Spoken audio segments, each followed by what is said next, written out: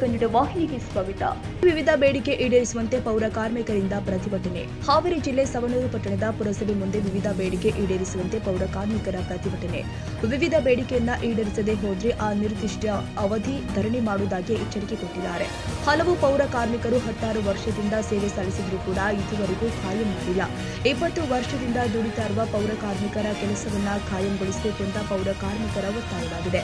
ಬೇಡಿಕೆ ಈಡೇರಿಸದೆ ಹೋದ್ರೆ ಕುಡಿಯುವ ನೀರಿನ ಸರಬರಾಜು ನಿಲ್ಲಿಸಲಾಗುತ್ತೆ, ಕಸ ವಿಲೇವಾರಿ ಸ್ಥಗಿತಗೊಳಿಸಲಾಗುತ್ತೆ ಎಂದು ಪ್ರತಿಭಟನೆ ಮೂಲಕ ಎಚ್ಚರಿಕೆ ಕೊಟ್ಟಿದ್ದಾರೆ. ನಮಗೆ ಹಿಂದೆ ಈ ಬೇಡಿಕೆ ಈಡೇರಿಸದೆ ಹೋದ್ರೆ ನಾವು ಇಂದಿನಿಂದಲೇ ಅನಿರ್ದಿಷ್ಟದ ಅವಧಿ ಧರಣಿ ನಡೆಸಲಾಗುತ್ತೆ ಎಂದು ಎಚ್ಚರಿಕೆ ಕೊಟ್ಟಿದ್ದಾರೆ.